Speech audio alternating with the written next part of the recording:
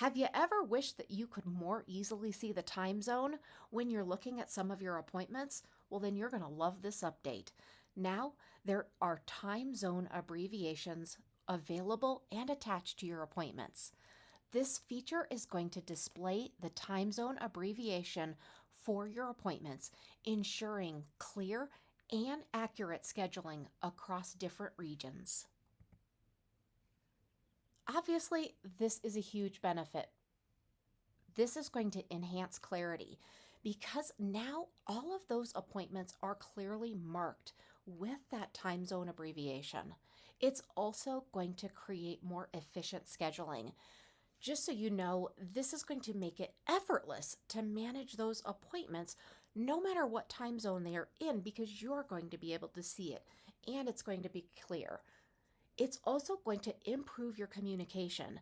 Now, when appointments are set, everybody involved is going to know the exact time zone that that appointment is set in. So let's just say you're scheduling a meeting with a client and they're in another time zone. Well, now your business can clearly display the meeting time in both your local time and your client's time zone, ensuring that everybody is on the same page. This clears up a lot of questions. The other thing is that you're now going to see this in multiple areas within the system. This is the first area, and it's within the appointment cards. So to access an appointment card, you're going to go to calendars in the main navigation, and then you'll still be clicked on calendars in the upper navigation. Now go ahead and hover over one of your appointment cards and then click on that. You're going to get this pop-up, and now you're going to notice that the time zone abbreviation is attached to that appointment time. And so this is going to make it so much easier for you to see.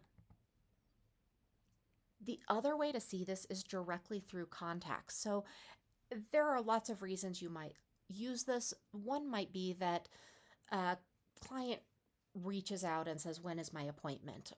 Or maybe in your mind, you're wondering when they even booked that appointment.